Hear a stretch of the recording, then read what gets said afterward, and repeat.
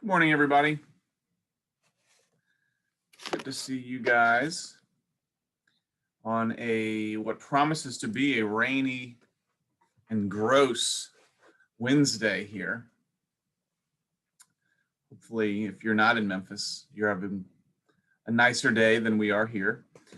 Okay, so no agenda today, just going through these problems. And again, I want to take y'all's lead, right? So follow y'all's lead and work through the ones that you guys want to work through. So we've gone through the ones in the book. We've gone through a couple of the ones from the worksheet. And so I really just want to continue that process as we sort of start, seeing these things in action. So with that said, before I guess we open it substantively, is anything administrative that we need to take care of? Are we good to go? I feel like we are. Okay, so let's do it. Which ones have been keeping you up at night of these problems? Yeah, Tommy, you look like you've lost a lot of sleep from possessory estates. Yeah, problem. This one definitely keeps me up at night. Okay. It's the problem with it's problem 7. It's where the people die in the car accident. Mm-hmm. And I was just trying to figure out basically if it mattered which person died first. Okay. So let's do it.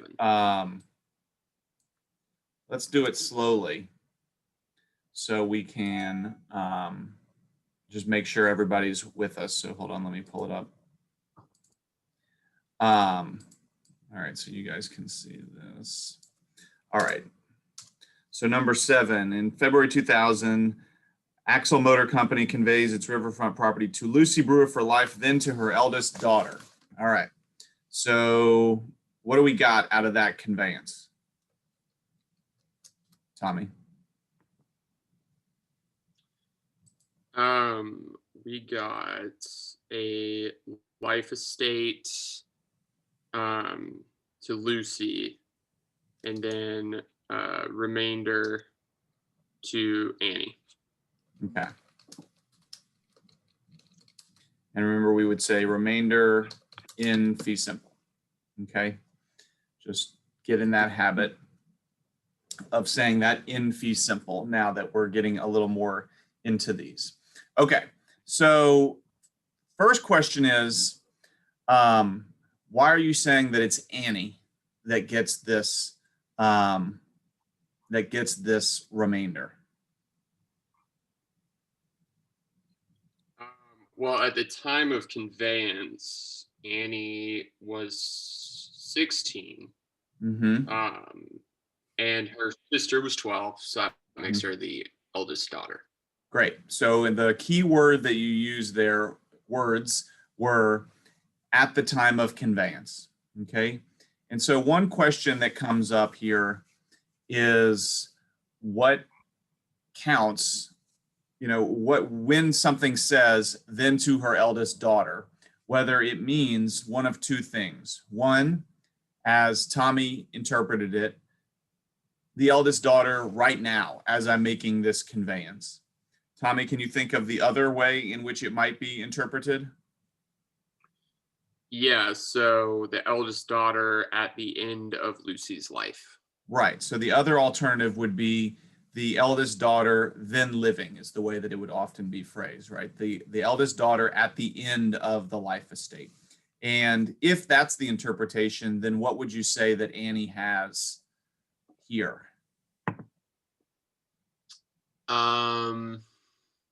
I guess it's more of a conditional. Yeah, so the word is contingent, right? So we would say if that's the way you would interpret it, then Annie has a contingent remainder, and then who else has a contingent remainder? Tanya. Tanya would also have a contingent remainder, right? And it's in fact plausible that there is no eldest daughter at the time of Lucy's death. And so it's actually possible that through that interpretation, there would still be a reversion for Axle Motor Company. Do you see why, Tommy? Yeah, so I guess like if all three of them had passed away in the car accident, then you could get a reversion. Right. As if Lucy dies without an eldest daughter and the conveyance is to her eldest daughter at that time, and there is no one that fits that, then there is this possibility that it will come back to the grantor. And so that's a really buried, hidden reversion in that interpretation. Okay. So that's if it says to Lucy for life, then to her eldest daughter, then living, or at the time of Lucy's death, or whatever. Okay. So, Tommy, you interpreted it the other way. Which do you think is the better interpretation? This with the contingent remainders, or the one where Annie just has a what we should maybe start tiptoeing to call a vested remainder? Which do you like better as an interpretation of, right? Because it doesn't say this then living. That's not really in there.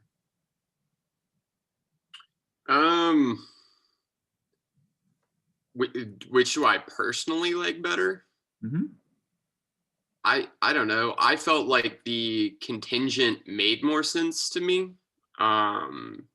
But just like keeping in line with the thought process that maybe Axle Motor was trying to keep it in the Brewer family. Mm-hmm. So you like what I've got here up on the screen now.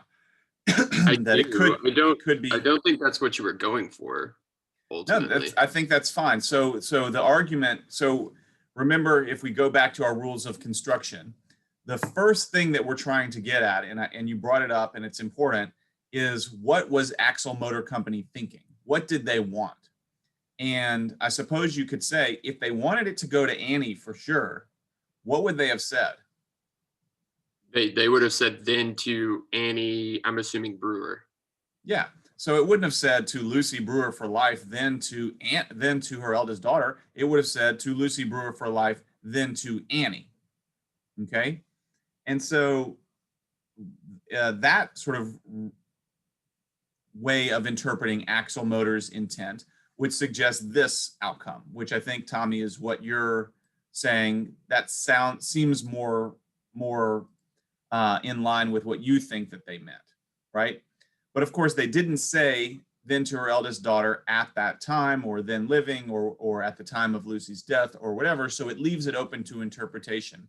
If you had to make a case that the other interpretation was better, that, instead of this, what's up, if instead the interpretation was better as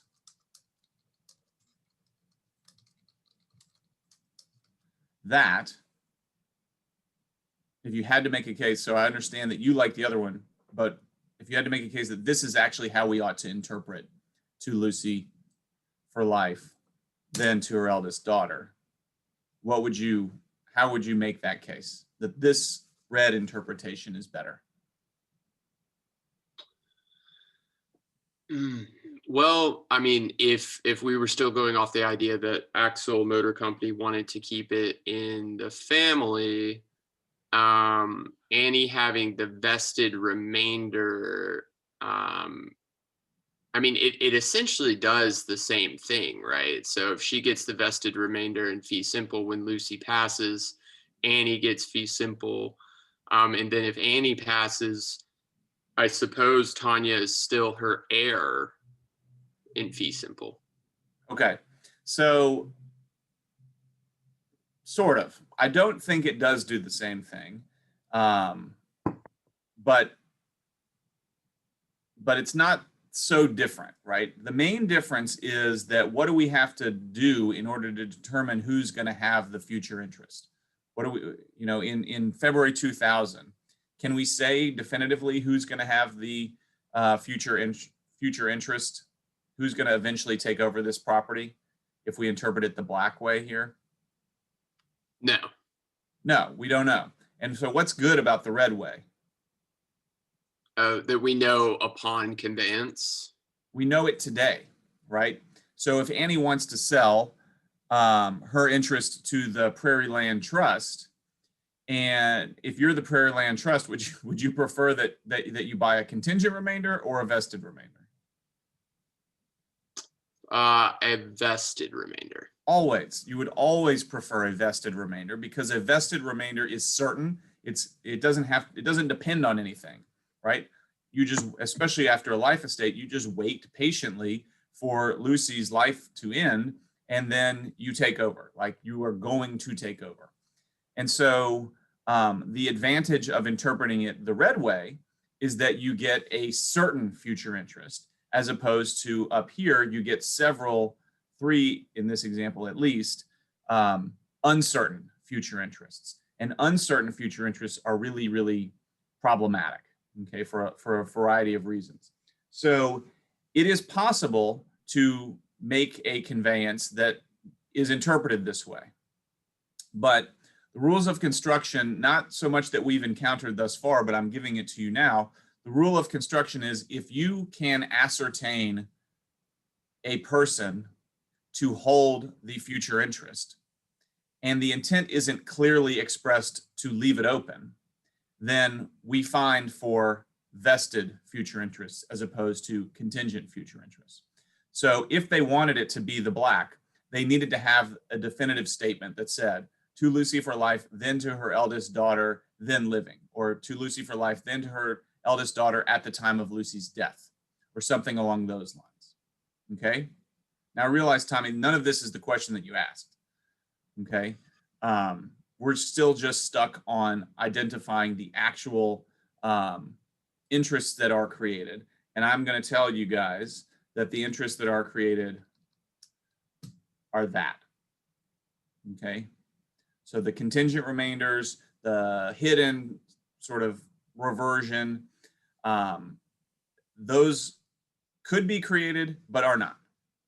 Okay? Are not unless explicitly done. Okay.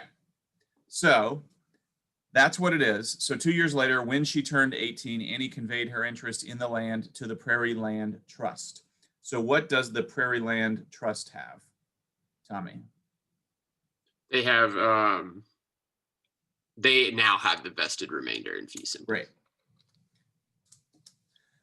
Okay, and can you convey a vested remainder in fee simple? Yes. I don't see why not. You can convey the sticks you have. Annie had those sticks. Boom, they convey it to the Prairie Land Trust. At the same time, Lucy leased the property to Dean Walter for 5 years. So what can Lucy lease? She can only lease her sticks, so it would only be her life estate. So though she says for 5 years, what must be a limitation on that lease? Her life. If she dies during that 5 years, what happens to her interest? They're gone. It's gone, and therefore the holder of those sticks, in this instance, Dean Walter, they disappear from his hands. Okay. Okay. And of course, that is what happens. So I don't know exactly how to sort of put this one down. 5-year lease of Lucy's life estate, maybe. Okay, and to show that that's sort of the state of title at that point. Then in January 2003, Lucy and Annie died in a car accident. Who is most likely to have the possessory interest in the land following the fatal accident? So your question was, does it matter which order they die in? If this is the interpretation of the original conveyance, does it matter? No. No, it doesn't. Okay. So the answer to your question is no, it doesn't matter.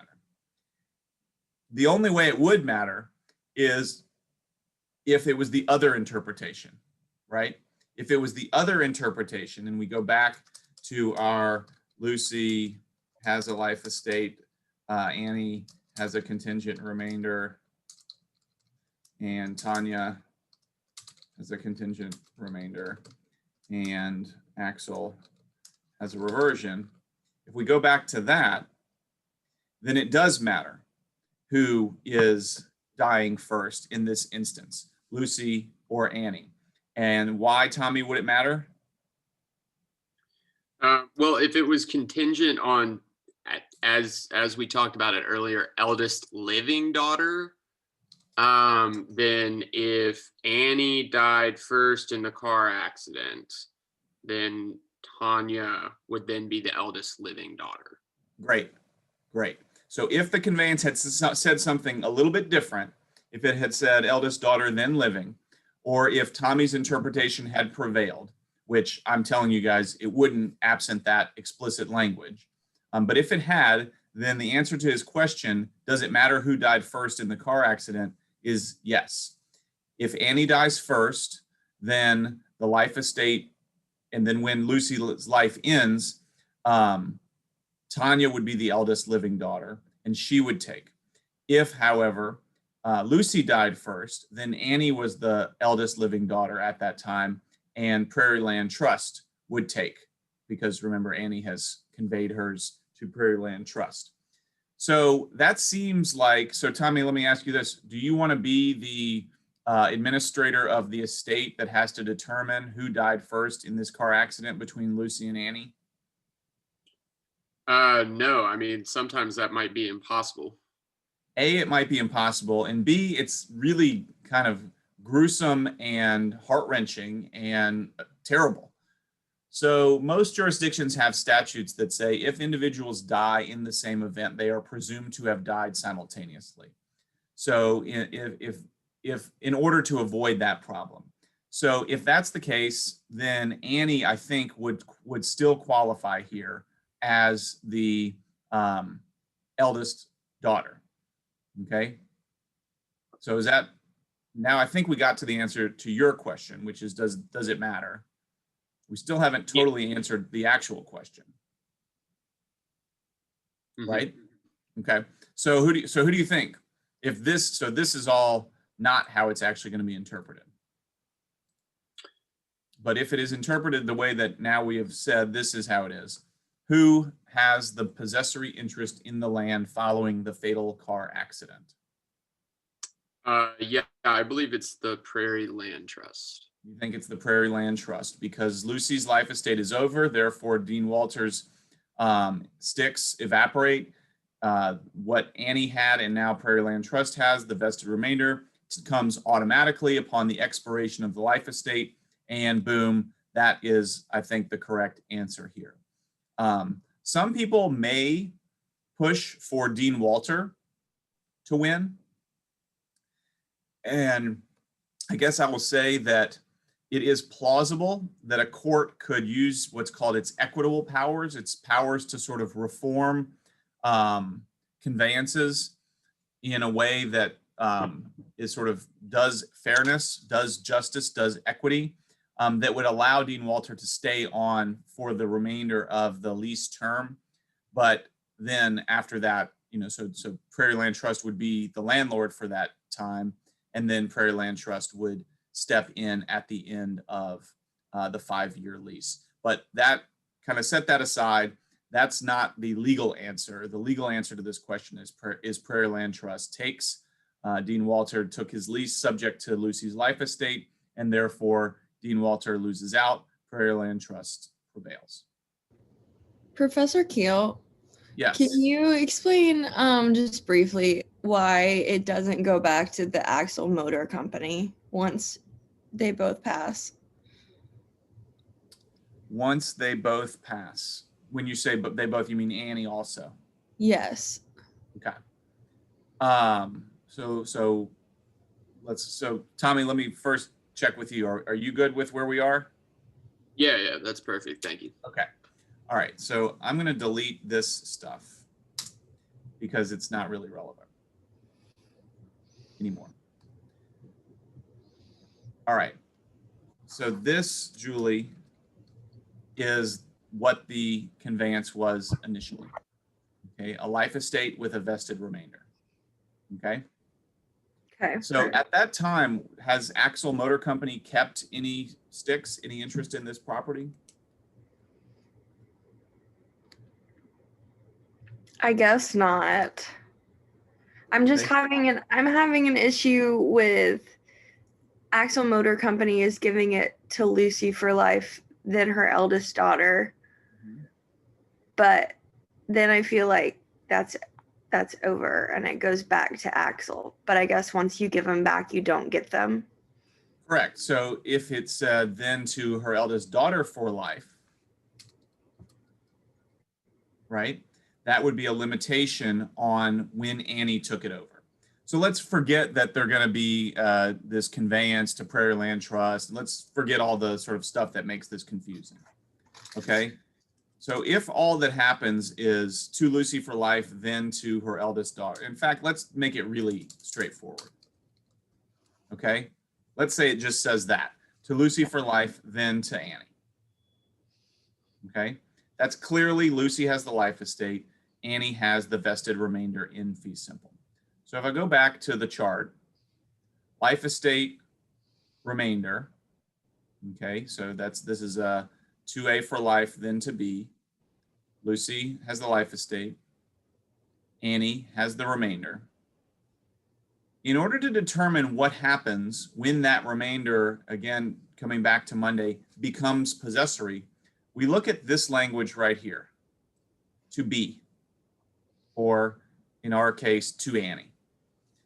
What of these does that look most like? Julie? What does it look like if you're just saying then to be?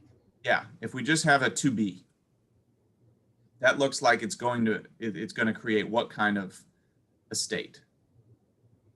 What kind of interest?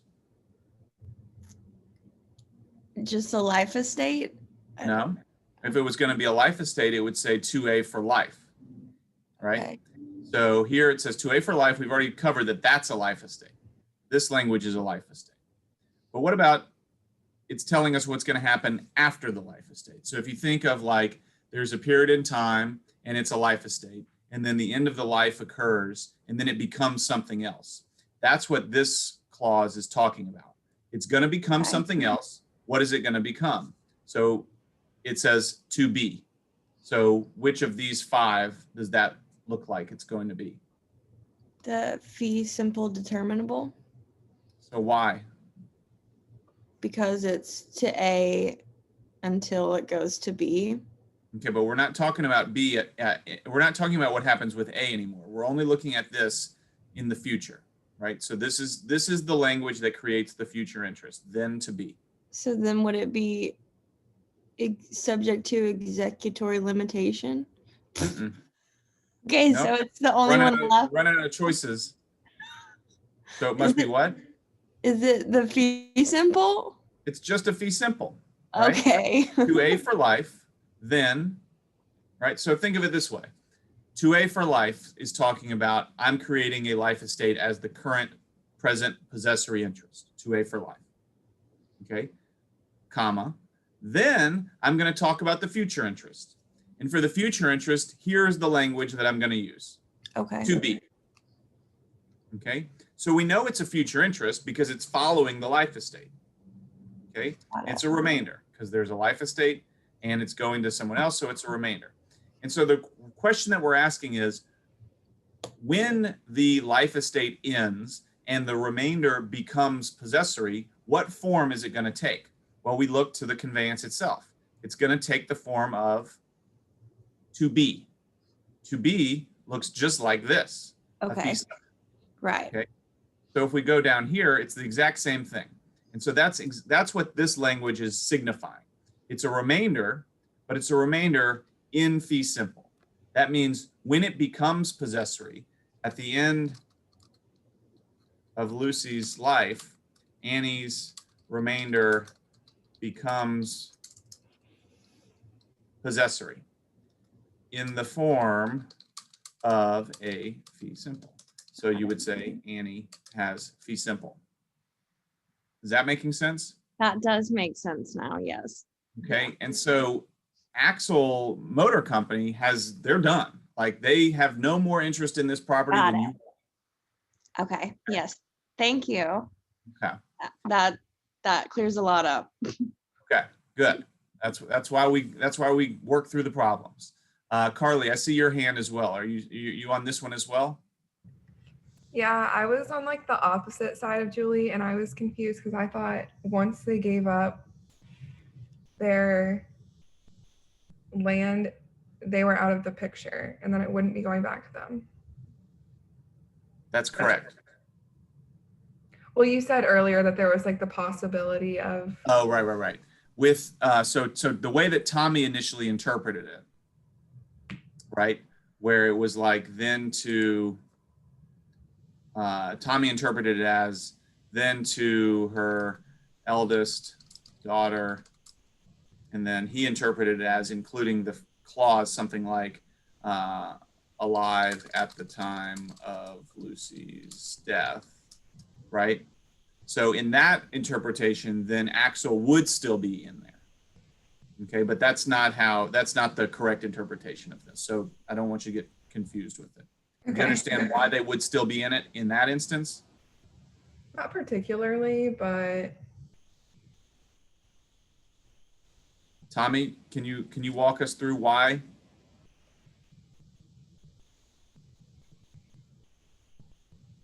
So What do I need to change about Annie's interest, Tommy? okay. What are we trying to achieve by changing the interest real quick? So Carly is saying she doesn't understand. So first with Julie, we're talking about why is Axle Motor Company not still have some sort of interest? And I think we cleared that up. Now Carly is asking, how could they possibly have any future interest? And the answer is they don't. But the way that you interpreted it initially was that they did. Okay. And so I've added back in this parenthetical. So I want y'all to recognize that we're talking about two different interpretations of the same thing right now. The actual interpretation is not what we're talking about when I add in that parenthetical. Okay. That is the incorrect interpretation of this. But it could be that you encounter at some point in this course or in your practice a conveyance that says to Lucy for life, then to her eldest daughter alive at the time of Lucy's death. So those things do happen. Those conveyances do exist, and they're not uncommon. And so I want y'all to be straight with what you do in those situations. Okay. And so what do I need to change with first, Tommy, with regard to Annie's interest? What word do I need to change? You need a contingent remainder. And so get rid of vested and make it contingent. So Carly, do you see why it's now contingent for Annie? yes, and it's also contingent for Tanya as well, right? Great, and it's also contingent for Tanya. But what happens if Annie dies, then Tanya dies, and Lucy has no further daughters? So what happens then, Carly, at the end of Lucy's life? We are looking for whom? Well, that's where I thought it would like go to the state. Okay, so not quite. Good thought. So think of it this way, right? So here is the bundle that Axle Motor Company has, okay? And they say, okay, future interest is the life estate that I'm going to give to Lucy. So that's gone. So I don't have that anymore. And then it's possible, Annie, that you're going to be the one that takes the future interest. So I'll give you a little contingent remainder. And it's possible, Tanya, that you might be the one that takes the future interest. So I'm giving that away. These sticks are crumbling, just crumbling in my lap right now. And then I've kept this possibility that the stick to Annie doesn't happen and the stick to Tanya doesn't happen. I haven't yet given away what happens if neither of them, or there is no, the contingency here for Axle Motor is that there is no eldest daughter. Okay, it is possible that there is no eldest daughter. And since I haven't accounted for what happens there, that means I have kept it. Okay, I have kept it. Since I haven't given it away, I have kept it. And so Axle Motor has a reversion in fee simple. In the unlikely, hopefully, event that Lucy dies without an eldest daughter, with no eldest daughter alive at the time of Lucy's death. Does that make sense? That does make sense. Thank you. So imagine if instead of a company, it was me. I was the grantor. Okay. So if it's instead of a company, so Axle Motor, you know, I suppose they could go out of business, and that would be a little bit of a mess for our course. But let's just presume that they're still in business. What if it is an individual, right? So I'm the grantor, and I grant it to Lucy for life, then to her eldest daughter alive at the time of Lucy's death.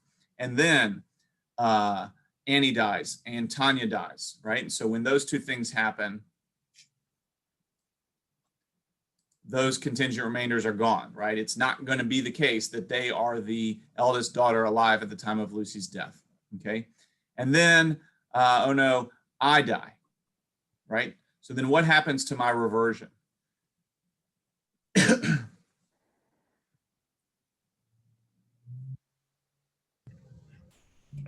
It dies with you. It doesn't die. The reversion lives on. It goes to whom? I have no idea. Lucy. So if I have sticks when I die, I get to distribute them. First, I distribute them through my will, if I do. If I don't include this reversion in my will, then it passes to my heirs through intestate succession.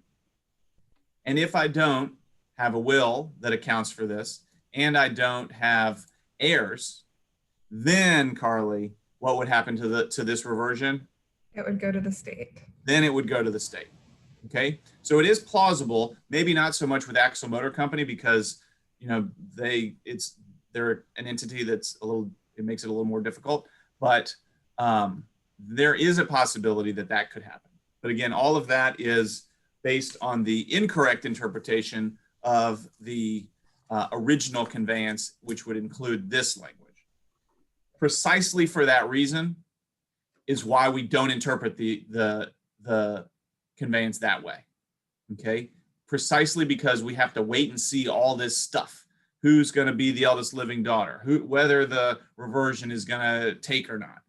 All of that uncertainty is why we don't like the way Tommy wants to interpret this, okay? That's why we interpret it as being a vested remainder for Annie, and we can all move on with our lives, okay? Hunter, you got a question on this one? Yes, sir. So I was with Tommy on interpreting that with the extra part of alive at the time of Lucy's death. And so it was my understanding that Tanya would get it. So just to be clear, because at the time of conveyance, it just says to her eldest daughter, which would be Annie at the time of conveyance. So because of that, and there being no other language, that's why this would go to the Prairie Land Trust. Correct. Okay. Correct. I just needed to clear that up for myself. And I just want to add, without at risk of confusing everyone else, but so only Hunter listen to me right now. Tanya is the correct answer if you interpret it the way that Tommy interpreted it. Okay. Okay. Thank you. Everybody else can start listening again. Tierney. I don't have any questions about this one. I want to go to another one. Okay, David, is your question about this one? No, mine's on another one. as Okay. well. All right, Tierney, let's move on. As long as there's nothing else on this one, I think we've beaten it into the ground here. But a lot of different things coming up with that, so that was good. Tierney, which one do you want to talk about? I want to talk about number 1. So I believe I know what type of interest we have. Well, who has what interest, but I guess I don't really understand the call of the question saying like what would happen if she tries to build a shopping mall. Mm-hmm. So Okay, I don't know. I so- guess I don't know what type of language are you looking for? Okay. Let's go through it slowly. So you think that Babs has what? Fee simple determinable. And why do you think that? Because of the language. Yep. And there's no, I forgot how you worded it, but it's like no subsequent like transfer. Great. The future interest is retained by the grantor, right? So it's not a fee simple subject to an executory limitation. And so the grantor here, Amy, keeps the future interest. And what do we call that future interest? Possibility of reverter. Great. Okay. And so then your question is, what happens if she is going to build this shopping mall? So maybe I've phrased it poorly here. If she builds a shopping mall on the property, then what happens? Amy gets the possibility of reverter in fee simple, or would it be just? I don't know. I know it happens automatically, so I guess Amy will get the possibility of reverter in fee simple. I don't know. So I think you've got the concept right. If moment of defeasance occurs, the future interest, whoops.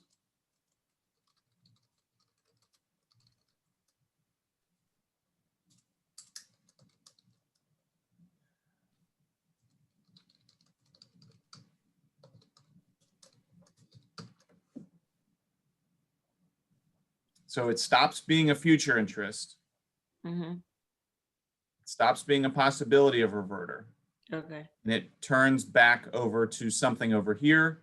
And we know what that's going to be because it's in fee simple at the beginning. And so the possibility of reverter, lightning strikes, boom, Amy takes over as fee simple holder at that time. Okay.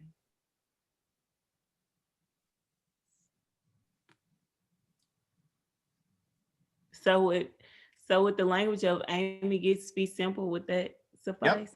Okay. That's it. That's a full marks. Okay. Okay, other questions on this one?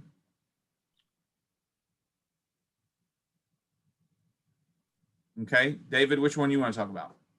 Number 14. All righty. And I think this is just because I don't really understand enjoining all that well. Oh yeah, this is our waste problem. Mhm. Okay, so hopefully all of you thought, oh, this is about waste.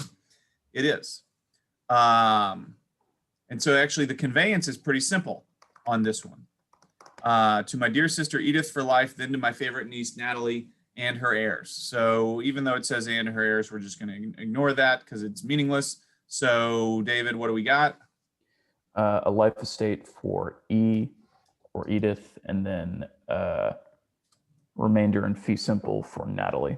Great, and I'm going to call it a vested remainder. We're going to start adding in that. So you can see like we first were calling it a remainder, and then we started calling it a remainder in fee simple, and now we're going to start calling it a vested remainder in fee simple. And eventually, maybe early next week, we're going to start calling it an indefeasibly vested remainder in fee simple.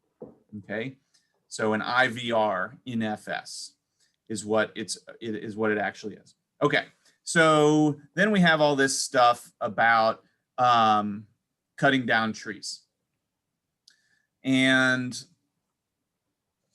so Natalie, the future interest holder, wants to stop the trees from being cut down. So David, can she enter the property and strap herself to a tree and say, cut it down over my dead body? I mean, that would just be protest, not any sort of possessory stakes, since But it would also be what? Trespass. It would also be trespass, right? So Natalie has an interest in this property, but she cannot enter this property. She just has the future interest. It might be good for the news, but it has no relevance to our property interests whatsoever. And so she wants to stop this from happening. So what can a future interest holder stop a present interest holder from doing, David? This is where my confusion starts coming in. I'm not sure. I think I was thinking you can stop wanton destruction of a property, but I'm not entirely sure here. Let's find it.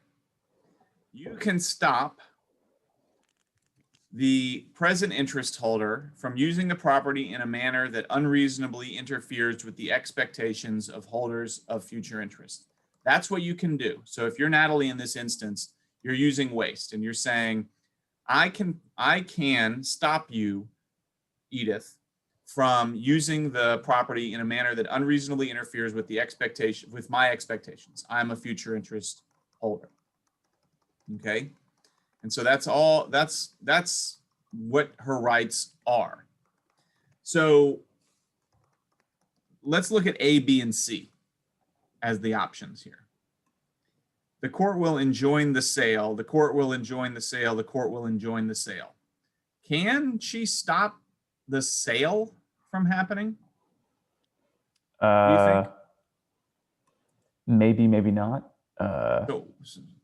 So what's making you say maybe not? Let's start with that one. Because she doesn't have possessory interest at that time. She may be able to stipulate some of the terms, but I don't think she can stop the sale. Does she have any, so let's go back to this. Edith has a life estate. What can Edith do with her life estate? She can sell her life estate for just her life. Yeah, she can sell her life estate. She can do whatever she wants. In fact, if Natalie could stop her, that would be like a restraint on alienation, which we don't like. And so Edith can sell this. This can be sold 4 million times. Okay, it's not going to change its nature, right? If Edith sells to tree reapers, what is she selling? Her life estate. Her life estate. And so if Edith dies the next day, can tree reapers continue doing anything? No. No. Okay, so hopefully everybody's straight with that. The Edith has a life estate and can sell a life estate, and there's nothing about the doctrine of waste that gives a future interest holder the ability to intervene and stop someone from selling their life estate. Okay, so A, B, and C, you don't even, there's all this language in there. I'm telling you, you don't even have to read beyond enjoin the sale. Okay, those conditions, you might say, oh, they should be able to put those conditions on or something like that. But no, that's not how waste works. That's not how our system of estate works, which allows for this free alienability of the sticks that you have. Edith has a life estate. Edith can sell a life estate. Natalie can't do anything about it. Just like Natalie can sell her vested remainder to whoever she wants, and Edith can't do anything about it. Okay, so A, B, and C are out. D and E are a little tougher. Okay, so we've got D, Natalie could not have the sale enjoined, but she could recover damages from Edith. Or E, Natalie could not have the sale enjoined, but she could obtain an injunction prohibiting Edith and tree reapers from cutting any trees. So David, now we've gotten down to those two. What are your thoughts among those two? I think it comes down to what Natalie wants. If she wants the forest to stay pristine, then E. But if it doesn't really matter to her, then probably D. I think I'd like it. Let me see. Yeah, so E. Right. So if you recall back with waste, gosh, it was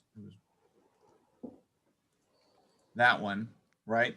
We're looking at the nature of the interest, the type, the duration, certainty, the conduct in question, substantially reduced, blah, blah, blah, blah, blah. This is waste, right? Cutting down virgin trees on property is always waste. It's like the classic waste situation. And so it really is going to turn on, I think, David, you're right, which remedy she wants. Does she want to actually stop it? Which it seems like she does, in which case E would be the answer. If for some reason she's too late or she can't get that injunction, then she is entitled to damages. So D, I think, could work as well, but I think E is the best answer here. The future interest holder has the ability to stop present interest holders, whether that's Edith or tree reapers or the combination of the two, from unreasonably interfering with her expectations. So she can get a court through the doctrine of waste to stop cutting down the trees. E. Does that work? Yeah, that makes sense. Okay. Other questions on this one, number 14? Good old Aunt Judy. If it wasn't necessarily for waste, would the answer before D be the better answer? What do you mean if it wasn't necessarily from? If she wanted to sell her life estate, not wasting it, using it as she can during her life, the future interest holder would still be damaged by that. And so could that future interest holder sue for the damages? How would the future interest holder be damaged if there was no waste? Because then they don't get, I guess they're not. I just kind of thought that they wouldn't be getting the property that they were originally entitled to. They'd be getting a modified version of it. Well, then it would be waste. Okay. Right. So if you're unreasonably interfering with the expectations of the future interest holder, you're changing the nature of the property, then it is waste. Okay. And then you could get E or D if you wanted. Either way, like if, for example, like you didn't realize it was happening. If Natalie was like, oh, and then, she comes and it's toward the end of Edith's life and she's like looking at the property. She's like, what happened to all the trees that were there? Then she could get damages. So it's a modified version. But if there is no waste, then there is no harm to Natalie. Natalie's remainder is going to be there. Edith can't make it go away without court intervention. And so the only plausible way in which Natalie could intervene is if something is happening that is bad for the property, that is waste. Waste is the hook upon which Natalie can do anything. If there is no waste, there is no hook, and Natalie just waits for Edith to die. Okay, thank you. Okay. Just pieces of property rights all over my lap in here. Professor? Jack, is this on 14? You got a different question. 14 still. And one more. But for this one, so she was just upset that, why does Edith only satisfy D? If she wasn't really worried about like the aesthetics of the property, but was more like, that was my plan too, or I should be able to get some of that. Would that be D for damages? Yeah. So the difference between D and E is mostly a strategic choice by Natalie. There's not really a legal preference for one over the other. So, and I think, Jack, you cut out a little bit, but it sounded like you were saying if Natalie doesn't really care if the trees are cut down, but wants to be compensated for that, could she just wait for them to be cut down and intervene and get damages? The answer is yes. She could also threaten to get an injunction and use that as a negotiating stick, a negotiating chip, and settle and say, okay, we can all cut a deal with tree reapers, and as long as I get my cut. And it really doesn't matter like what her motivation is, whether her motivation is I want virgin woodlands because I love trees, or whether her motivation is, I want money, it doesn't really matter. Her rights are her rights. And so she can intervene regardless of motivation, and it's her strategic choice as to how she does so. But she does have that right. Thank you. Well, if no one else has questions, could I ask a different one? Go for it. I felt decently confident about it, but I just want to make sure for number 3 that I got my wording right. Okay. So for my answer, I put Irene has a life estate, and Brandy has a contingent remainder in fee simple, and Cherry has a contingent remainder in fee simple. Great. Okay. So that is it. Is there any possibility that it would go to someone other than Brandy or Cherry? So 21 with Brandy.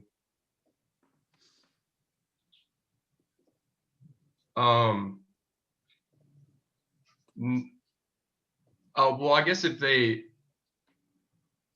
both, no, yeah. I mean, I was gonna say if they both die, but then it would just go back to. So the question I'm asking you is there a hidden reversion in here in the same way that there was that we were just talking about with Annie and Tanya and Axel and all that? And your first thought was, no, there isn't a hidden remainder. I mean, a hidden reversion in here. And then you were unsure of yourself, but you were right. There is no hidden reversion in this. This is an example of what's called a competing contingent remainder situation, okay? Where actually all of the possibilities have been given away. Either she's 21 before Irene dies, or she's not 21 before Irene dies. Those are the two possibilities. There is no like, well, what if there isn't a third thing. It's a binary choice. She's either 21 or she's not 21. That's it. And so unlike the eldest daughter situation, where there was this perhaps unlikely but possible scenario in which there was no eldest daughter, there is either going to be a yes or no answer to this question: is Brandy 21 before Irene dies?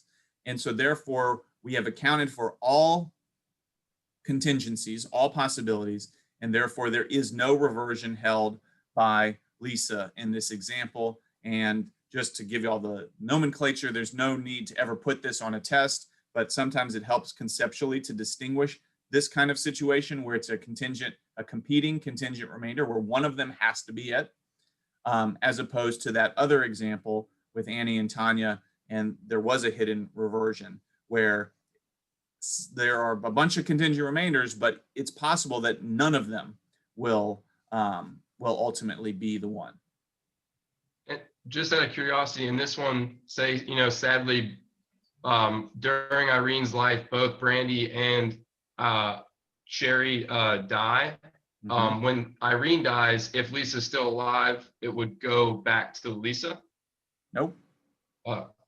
Never. You told me that Lisa didn't keep anything, that there's no hidden reversion. Life estate. Okay. Okay, so the question that you would ask in that is, how old was Brandy when she died? So you tell me, how old was she? We'll say she was 18. So she was not 21. Okay. Yes. So she was not 21. So it's not Brandy, Yes. Cherry. right? As soon as she died before being 21, her contingent remainder disappeared. And what happened to Cherry's contingent remainder? It's not a contingent remainder anymore. She has that the remainder in the fee simple if Irene is still alive, we're assuming. Correct. It Also becomes a vested- vested remainder. And therefore, if Cherry dies, what happens to her? What happens to her interest, whatever it is?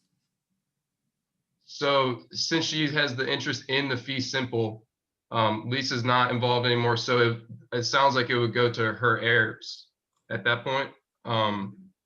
Yeah. Okay. Cherry's estate. Mhm.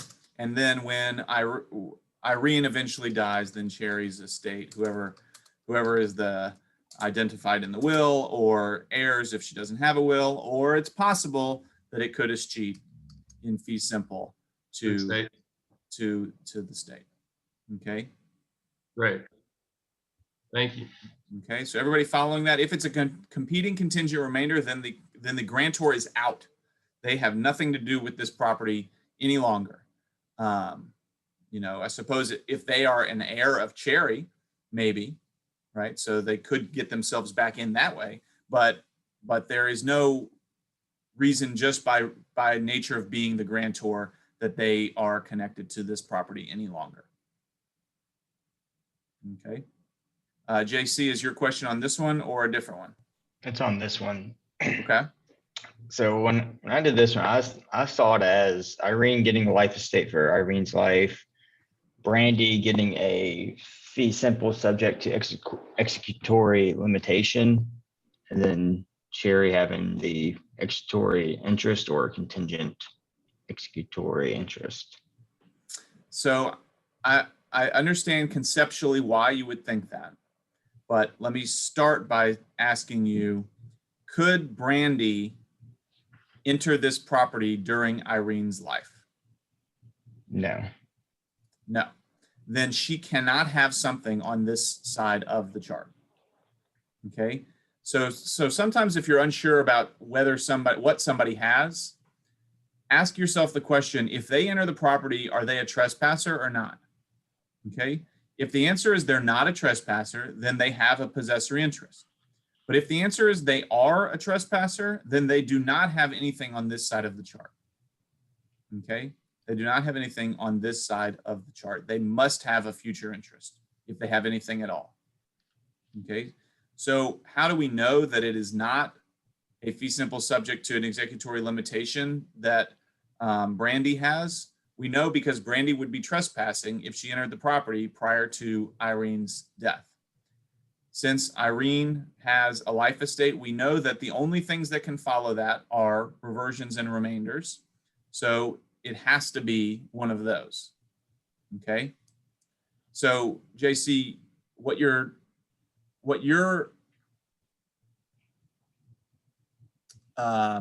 thinking about is the fact that this contingent remainder that Brandy has can vest, right? You're identifying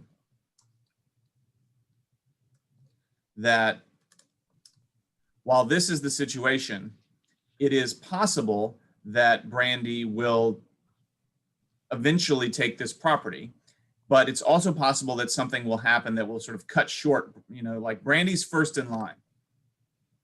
But if something happens to cut her short, then Cherry will step in and sort of take over, right? If Brandy dies before she's 21. Is that, am I articulating the way you're thinking about this? Yeah, I think so. Okay. So it is possible to have remainders like that. And we're going to talk about them, you know, and I've got a whole nother chart about remainders.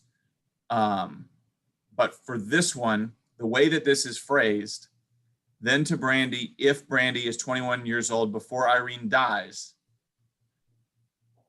is just a straight contingent remainder. It's not any of those special new types of remainders. Is this satisfactory? Is it making sense? Yeah, the whole part about Brandy would be a trespasser, so it's not possessory interest. Right. Cleared it all up. Right. So that's a key thing for y'all to keep in mind. And I promise you, I hate to say it because I love all of you guys. Some of you on the exam are going to give me answers that are not possible because you're going to say that it's a life estate and then a fee simple determinable, and you're going to have them both on the property at the same time. Okay. And I'm going to look at that and I'm going to think, bless their heart, they don't see that you can't have two entities with possessory interests at the same time. If there is a life estate, there is not a fee simple determinable. There is not anything else if there is a life estate. If there's a fee simple, there's nothing else. If there's only going to be one present interest, one flavor of present interest. Okay. And I know that that's easy for you to hear and you can tell yourself it all day long, but then when you get in the throes of a conveyance, you lose that knowledge. Okay. So try not to. Will you say that again, Professor Keel? Yeah. there is only going to be one flavor of these at the moment of conveyance, right? There's only one possessory interest. If there is a life estate as the present interest, then don't tell me that someone else at that same time, at the moment of conveyance, has a fee simple determinable or a fee simple or a fee, any of these. If you tell me someone has a life estate, then you should be in future interest world. Now, as things unfold, someone else might take a fee simple, right, later, but at the moment of conveyance, it's always the case that only one of these is going to be created.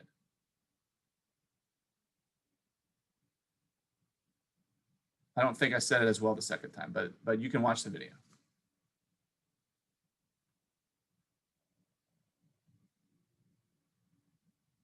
Other possessory estate problems.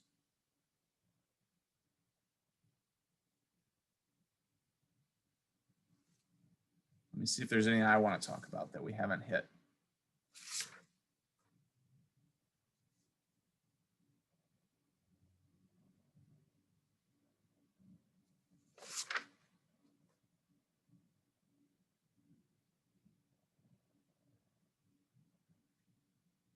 There is. I want to talk about number 12.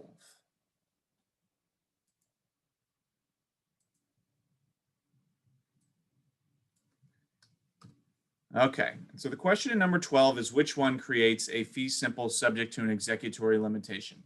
So somebody tell me how we know when something is a fee simple subject to an executory limitation. What is the thing we're looking for? The grantor creates a right in a third party. The future interest is in the third party. Okay, so we've got defeasance language and the future interest going to a third party. So that's always what we're looking for. Except number 12 is going to reveal that sometimes it's a little, there's this really hard thing that's not exactly true. Okay, so I'm going to go from 3 to 2 to 1 because 1 is the tough one. Okay, owner conveys Green Acre to Circes. You know, I can't remember if I found these questions somewhere or if I made these up, but I just can't imagine that I chose that name as an example name from here. So I think I must have found them somewhere. Owner conveys Green Acre to Circes and her heirs so long as the ginkgo tree presently goring on the property remains alive and in place. Okay, so Charles, is that a fee simple subject to executory limitation? Perhaps you just watched an episode of Game of Thrones when you came up with these names, Professor. But Cersei's name. Okay, is that executory limitation? No. No. Okay, because the future interest is not given to someone else. That's just a what? It's just a condition. We've got a so long as in there. Yeah, so this is determinable. Fee simple determinable, and the owner keeps a possibility of reverter. And I can assure you that I had not been watching an episode of Game of Thrones because I haven't seen any episodes of Game of Thrones, Well, or to borrow Game of your Throne, phrase- or whatever it is, right? Well, to borrow your phrase, Professor, bless your heart. I am aware that it exists, which is good. Maybe, I don't know. Okay, so let's do number 2. To Amelia and her heirs. Is Amelia also in Game of Thrones? Is there a Circes? Is Circes a name in Game of Thrones? Cersei's a character name, and Amelia is the name of one of the actresses. Is that right? Yeah. Well, The same way. I don't know, because I will tell you that these were created a long time ago, and I think probably before Game of Thrones. So this is just a coincidence. 2012. Okay, to Amelia and her heirs, but if the property is devoted to a use other than a wildlife park before the expiration of 21 years after Amelia's death, then to Brian and his heirs. Is there a Brian in Game of Thrones? That doesn't seem to fit. No. Okay. Charles, is this a fee simple subject to an executory limitation?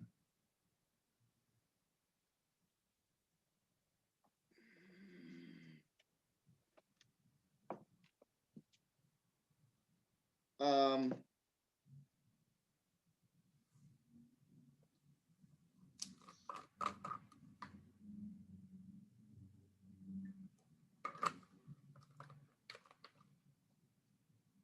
mm, The two things you're looking for are language of defeasance and an interest, a future interest given to someone else. yeah, so we've got defeasance with the wildlife language and a clear expiration. Mhm. And then to another party. So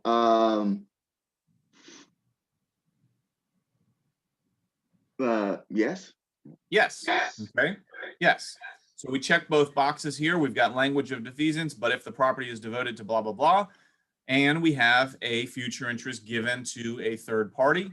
So that's Brian. And so we have here Amelia with a fee simple subject to an executory limitation and Brian with an executory interest. So this is a yes. Okay. So the number 3 is a no, just a straight fee simple determinable. Number 2 is a yes, just a regular old fee simple subject to an executory limitation. Okay. And there is a reason why before the expiration of 21 years after Amelia's death is in there, but I don't want y'all to think about that right now. Okay. Let's go to number 1. So number 2 and number 3, I think, are pretty straightforward. Number 1 is hard. To Omar and his heirs. Is there an Omar? No? I don't remember. I don't think so. That would be too much. Omar is single at the time and is unmarried. So, Charles, if you're up for it,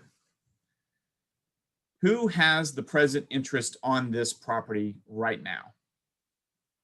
On Blackacre.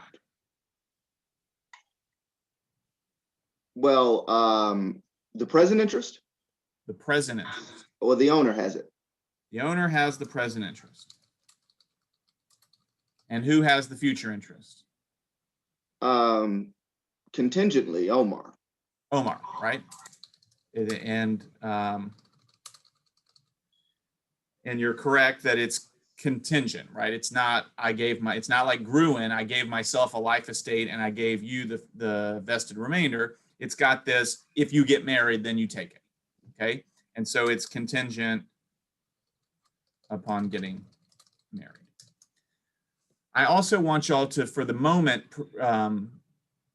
forget anything that you've read that says making property ownership dependent on marriage or lack of marriage might violate other sorts of public policy concerns. Okay. There is a string of doctrine that says you cannot make marriage a contingency for a defeasible fee, for a language of defeasance, because we don't want people making decisions about their personal life based on the impact it's going to have on their property rights.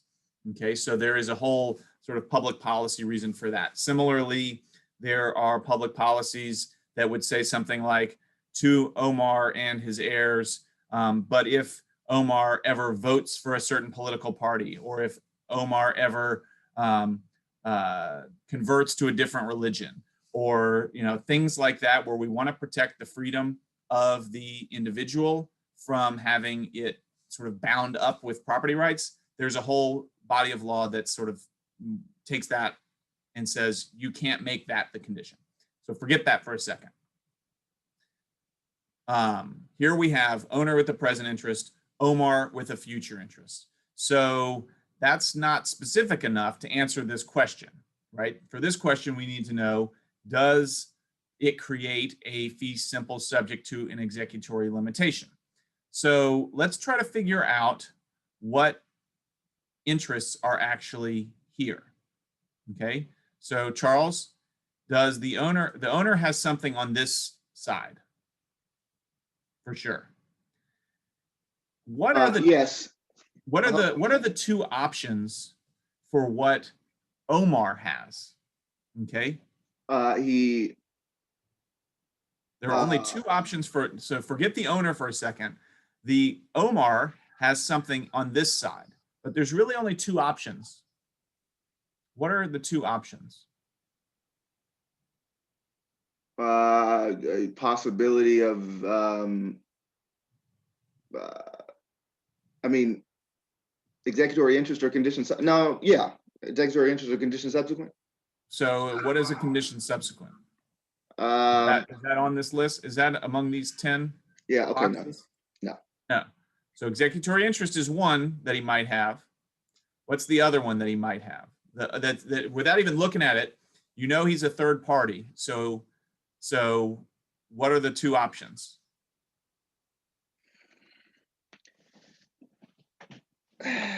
Executory interest is one. You may know that this is wrong, but what's the other one in this column? Remainder.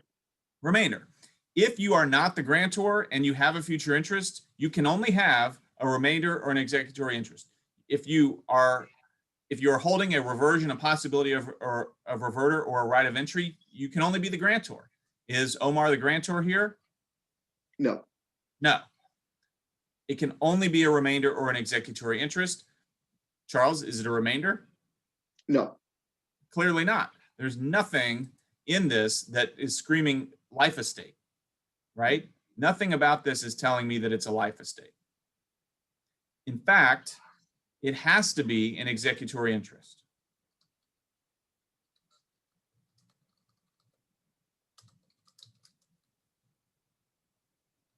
Okay, and so we can work backwards on our chart and say, well, if it's an executory interest, Charles, what does it have to be that the owner is holding? Fee simple. Fee simple. Subject to executory limitation. Good. So this, number one, is an example of a fee simple subject to an executory limitation. What you're looking for these are the ones that I have the most difficulty with personally. So I don't see them as clearly as I see everything else. And the reason is because you see that to Omar and you think that that is a conveyance of a present interest. It isn't. Okay. What you're looking at is the keeping by the owner of the present interest and the giving away of the future interest, kind of like in Gruen. The difference is that the future interest will take not at the end of the life, like in Gruen, but at some defined event. Here, Omar getting married, which again, leave aside that you might not be able to actually do that one. Okay, and so what you're looking for is a conveyance where the contingency hasn't happened, but it seems to be, it looks like it's a present interest, but it's a present interest that has a contingency that is in the future, a condition subsequent to this. Okay, and so number one and number two both give examples of fee simples subject to executory limitation. Number two being a kind of classic one, and number one being a really difficult to see one. Okay, so this is perhaps the only flaw in the chart, that calling it a third party grantee in that example is perhaps a little misleading. Okay, because who are the three parties? There's only two parties here, owner and Omar. So how can we have a third party grantee? Okay, and so perhaps it should say given to an individual other than, or retained, given to an individual other than the grantor. Maybe that's a better way to phrase it. Okay, so that's why I wanted to talk about number 12. Okay, so that is what we're going to cover on these, on the sheets. If you had a problem with others that we didn't get to talk about, set up a time for office hours, or email me and we can exchange, we can discuss it over email or whatever. We can find a time even outside of office hours as necessary. Okay? But we are going to move on Monday to our flavors of remainders. And then we'll have pretty much what we need. Okay? That's all for me. I will see you guys Monday. Professor? Yes. So I guess just disregarding the question with number 12, if it had said owner conveys Blackacre to Omar and his heirs so long as he gets married, that would create the fee simple determinable. Not if he's unmarried at the time of the conveyance. Okay, so long as X. Right. See, Okay. so Possibly could he the- go on that property at that time? If he's not No, married sir, yet? because he's not married. Yeah, he's Right, not so married. he has to have a future interest, and the future, it's the same as this. Okay? Okay. So it's no matter what it says, to Omar so long as, to Omar when he does, if he can't do it today, then he's out, right? Like he's a future interest holder. And Okay. if he gets married, then he'll be a present interest holder. But Oh, I see. Okay. fact of his, so you need to know, in order to determine what that is, you need to know whether or not Omar is married. If he's married, then you're right. It's a fee simple. It depends on exactly how it's phrased, but it's probably a fee simple determinable. Yeah, But if and, he's not married yet, then it's a future interest only for Omar. and in the question, it'd probably give us a date, so it looked a little different, like of his marriage. Because then if they didn't give us a date and they just said he was married, then he would have that present, the possessory, because he's satisfying the qualification. Okay. Correct. Thank you. You're welcome. I just have a quick question. Do you want me to ask it now or just come to office hours? Yeah, you can do it now. I've got like 10 to 12 minutes. Okay. Can someone, I don't know if this is a dumb question. Can someone with a defeasible estate, what stakes do they have to transfer, if any at all? Like, I got this question from number 6, choice D, where someone with a fee simple determinable tries to transfer a life estate. I don't see how that would be possible or right. Yeah, it's not gonna happen in real life, but it is possible. So you can do whatever you want with the sticks you have. So let's say there was another example that we talked about today. I think there was like a lease to Dean Walter. I forget which one it was, but Yeah, someone that's had a what I was life gonna estate and they attempted to lease the life estate to someone else. So you can do that, right? It's just that you can only, it's subject to the same conditions or terms as the interest that you have.